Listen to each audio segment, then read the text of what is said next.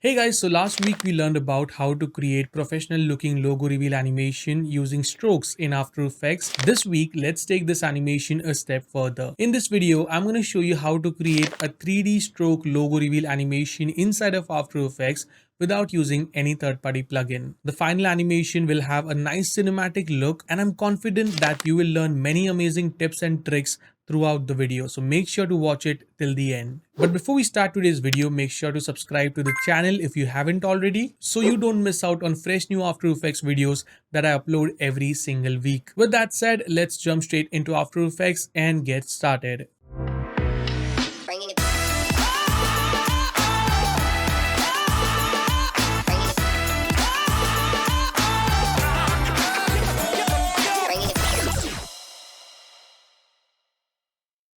Now before we start this video, I just want to take a moment and tell you guys about my motion designers bundle, which consists of 3 huge animation packs for After Effects, completely designed and animated by me, so all the animations are super high quality and easy to customize and use. For more info, check out the first link in the description below.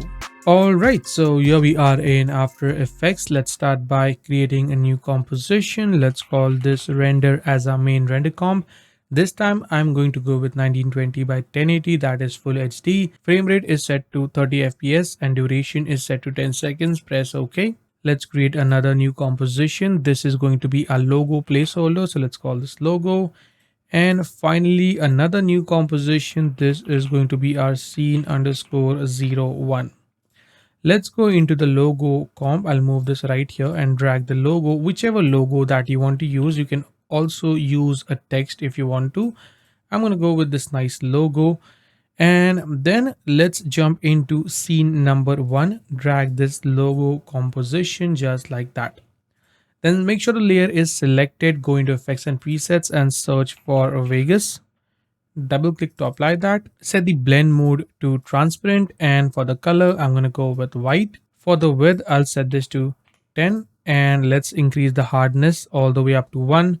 Increase the midpoint opacity to 1 as well, and increase the midpoint position to 999, that is all the way up, and end opacity to 1. Let's bring up the segment all the way up to 250, and then set the segment distribution to punched. Now what we need to do is animate the length. So at the very start of our timeline, I'm going to set the length to 0, create a keyframe, go to around 8 seconds and set this to 1.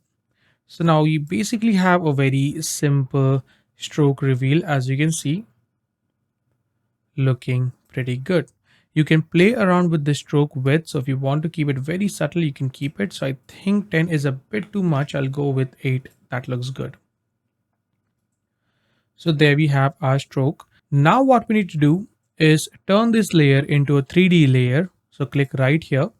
And then I will be using a very simple expression that I have here. So you can find the same expression in the description or in the pinned comment below. So copy this and then select the layer. Press P to bring down the position and hold Alt and click on the stopwatch, and then just copy paste the expression. So press Ctrl V. Now what this expression is going to do is, whenever we duplicate this layer, now because we have 3 dimensions X, Y and Z, it's gonna move every other layer by 3 points. So to visually see it, if I right click and create a new camera with all the presets as it is, press OK, and let's press C to switch into the camera tool. We can switch between different camera modes by pressing C multiple times. So I'm gonna go with this one, orbit camera. Let's move it right here. I'll select this layer and press Ctrl D to duplicate it. Let's select the second one and change the color of this one to a nice gray color. And let's change the layer color of first one to red so that we know this is the main layer. Then I'll right click and create a new adjustment layer. Call this color control and go into effects and presets, search for color control. Double click to apply that. We can lock this layer and then go right here, go into the properties of the effects and Vegas and rendering. Hold Alt and click on the stopwatch and then link this one to the color control. So now we can control the color using the color controller that we created. Alright, so I'm gonna select the color controller, set this again to gray. Now if I duplicate this, so if I press Ctrl D multiple times, you can see we are creating a 3D stroke. Basically, every other layer is placed 3 points ahead in the Z space because of the expression that we use. So I'm going to create multiple copies. Let's go with something like around 25 or 20 should be good, I think. And the last copy, I'm going to call this shadow. Okay, so now we have a bunch of copies right here. Now press Ctrl Y to create a new solid. Call this BG for background. I'll keep it kind of an off-white color. Press OK and place it at the very back. So now we can see here we have our and the gray is a bit too much, so I can go into a color controller, maybe make it a bit more lighter tone like so. Now let's select the shadow layer. We can also change the color of this one to yellow, and let's select all the different logos except the top one and parent them to this main logo. All right, and then unselect the shadow layer holding control, and then click on the shy button and then this one. So it's going to hide all the duplicates that we created so that we can work much more efficiently. So here we have our stroke. Now select the shadow layer and go into effects and presets, search for an effect called CC radial fast blur. Double click to apply this, set this to I'll leave it at 50, I think, or maybe let's go with 60. 60 should be good. Let's set the zoom to brightest, and then I'll also add a fill effect. So let's go in effects and presets, double click to apply fill, and let's set this one to a nice dark gray color. So now you can see we have this nice shadows, and also what we can do is select the CC radial fast blur and move this point. So here you can see we have a point, and I'm going to place this one right over here. So now we have this really nice shadow. Now let's switch to our camera. So press C so we can switch to the desired camera angle, and I'll move this and just create a nice frame. Also, I'll move my time indicator right here. Now we have something like this. Let's zoom in. So it's all about how you frame your shot. All right, so I'm going to go at 2 seconds. Select the camera, hit P to bring down the position. Let's create a keyframe. Go back a little. And then let's rotate this a little bit. Let me move this up a little bit. And then move that keyframe at the very start. So now we have a nice camera movement, as you can see, which is very slow and cinematic, and that is exactly what I want. Pretty happy with that. I think the shadow is way too intense for now, so I'll select the shadow and bring down the color of this one. We can hide or close the Vegas effect. Let's make this somewhere around here. I want to keep it very subtle. All right, so this is going to be our first shot. Also, let's add some nice depth into the scene. So what we can do is right click and create a new adjustment layer called this depth. Go into effects and presets, search for camera blur, camera lens blur, double click to apply that, and let's increase the blur radius to around 20, and select the ellipse tool, and let's create a mask holding control like so. Then invert this and press F to feather this up to around 250. So there we go. And also we can adjust the mask using the expansion tool. So I can bring that closer like so. And yeah, that is looking much better at -100. So now we have added this nice depth, and which gives a sense of like we are shooting with a camera. Okay, so now let's go back into our main render composition. Here we have our scene 1. I'm going to drag and drop it. Let's go to 2 seconds. Duplicate this, press Ctrl D, and duplicate this right here as well. This is very important. So we have scene 2, and then hold Alt and replace the scene 1 with scene 2, and then hold Alt and left square bracket to crop that up.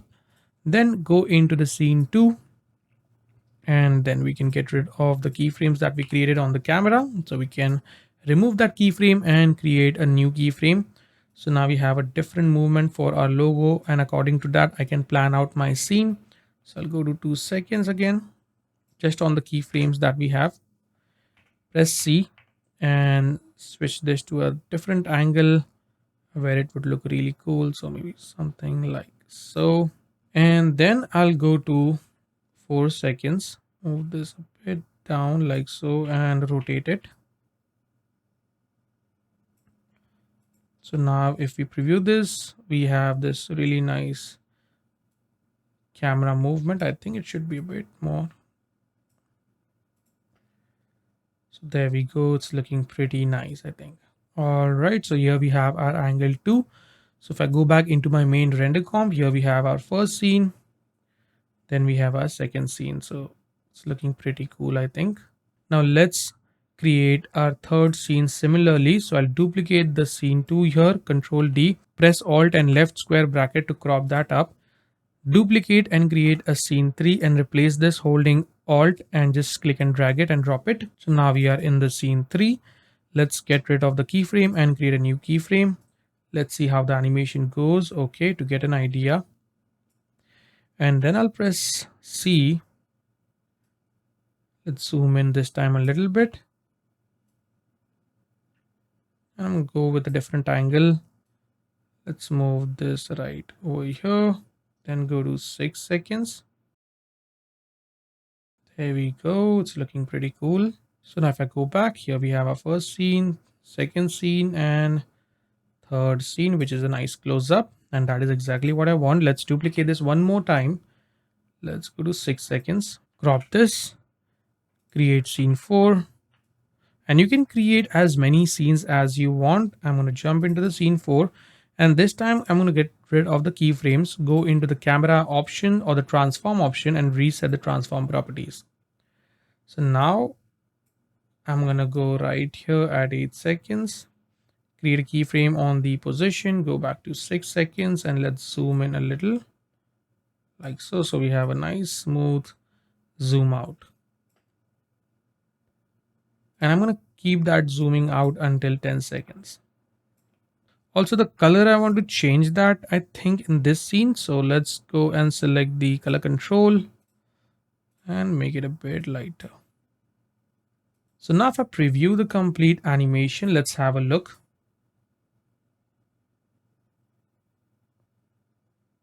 Pretty cool, I think.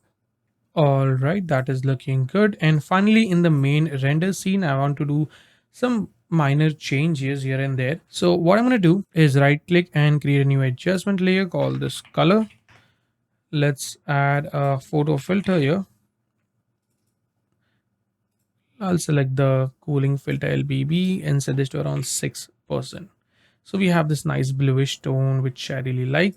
Basically, I can turn off the adaptive resolution by setting this to off and final output. And there you go, it's looking very nice. And finally, to reveal our final or main logo, what I can do is select the camera, hit U so we can see the keyframes, duplicate this logo, press Ctrl D and delete the Vegas effect. Then go at around maybe at 9 seconds or 8 seconds and 15 frames. Press T to bring down the opacity, create a keyframe, go all the way up to 6 seconds and set this to 0. And we can then easy ease the keyframes. So now we have a very basic and nice reveal, and it looks very nice and elegant basically. So it's fine for this one. And there you have your 3D stroke logo animation. Pretty nice and simple. So that is all for today, guys. Let me know what you think about this video, or if you have any questions, do let me know in the comments below. You can also follow me on Instagram at dope.motions and Nikhil Pawar. All the links are in the description, and I will see you guys in the next video. Till then, take care and always stay raw, stay creative. Peace out.